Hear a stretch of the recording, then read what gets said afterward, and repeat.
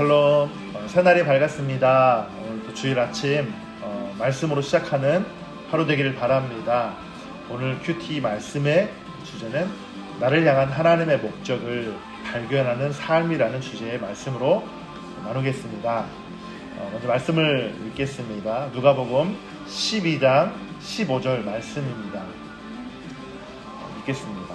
그들에게 이르시되 삼가 모든 탐심을 물리치라. 사람의 생명이 그 소유에 넉넉한 데 있지 아니하니라 하시고, 오늘 나눌 말씀과 연관된 수년간 유명했던 이야기가 있습니다. 그래서 그 이야기를 잠깐 소개하겠습니다. 그것은 수천 명의 직원을 둔 부자지만 어느 날 바닷가에 빠져 죽기로 결심한 한 사람에 대한 이야기입니다.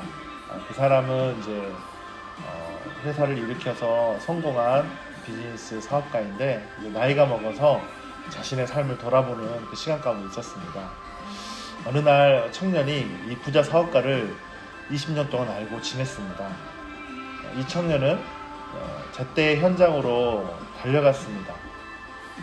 부자 사업가의 목숨이 위험해진 순간 그 청년은 부자를 다시 물 밖으로 끌어냈습니다. 두 사람이 지쳐서 누워있는데 숨을 고르면서 누워 있었습니다. 사업가가 청년에게 물었습니다. 자네는 왜 나를 구했나? 자네는 내 삶을 완전히 좌절하게 만들었어. 그 청년은 완전히 충격에 빠지고 말았습니다. 선생님, 왜 죽으려고 하셨습니까? 선생님의 가족은 이 마을에서 가장 좋은 사람들입니다. 그리고 선생님은 이 지역사회에서 유명하고 모든 사람들이 선생님을 좋아합니다. 그 사업가인 노인이 대꾸했습니다. 그게 문제일세.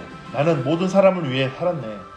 나는 수천 명에게 일자리를 제공했고 모든 사람들을 위해 돈을 벌었고 그들을 행복하게 해주었네.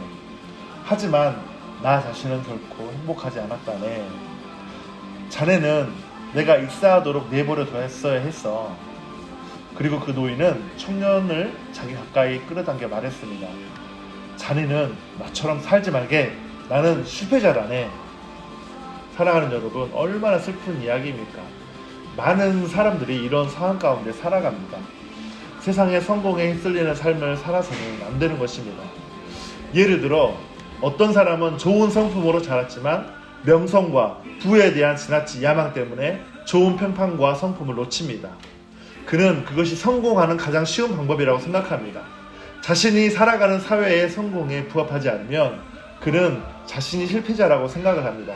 그러나 오늘 말씀처럼 그가 어떤 사람인지는 그의 소유에 달려있지 않습니다. 오늘 말씀에 뭐라고 말했습니까? 누가복음 12장 15절에 사람의 생명이 그 소유에 넉넉한 데 있지 아니하니라 라고 하신 그 예수님의 말씀을 기억하십시오. 삶에서 가장 소중한 것은 하나님이 여러분을 만드신 목적을 발견하여 그것을 성취하는 일입니다. 그리고 우리의 신앙의 본질은 무엇입니까? 하나님과의 그 친밀함입니다. 그 하나님을 만나고 그 하나님께서 보여주신 목적을 발견하는 것입니다.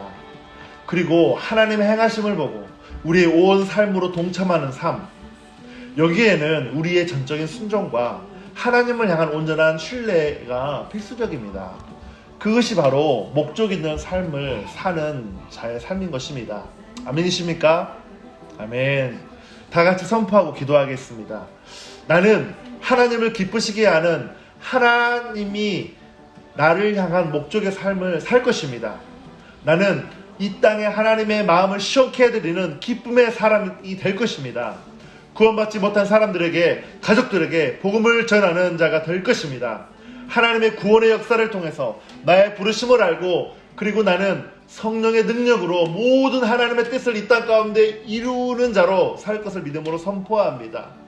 하나님, 나의 삶이 하나님이 나를 향한 목적을 발견하여 내 삶을 그분의 뜻과 목적 가운데 사는 자가 되기를 원합니다. 우리 가정이, 우리 공동체가 그렇게 하나님의 목적 가운데 세워지는 시간들이 되게 하여 주시옵소서. 하나님, 이 120일의 이 기도와 말씀의 삶 가운데 나의 삶의 기초가 되어주시고 하나님의 부르심 앞에 헌신하고 순종하며 그분의 친밀함을 매일 구하는 삶이 되게 하여 주시옵소서. 오늘 주일 말씀도 그렇게 하나님을 만나고 목적을 발견하는 시간이 되게 하여 주시옵소서. 예수님의 이름으로 감사하며 기도했습니다. 아멘.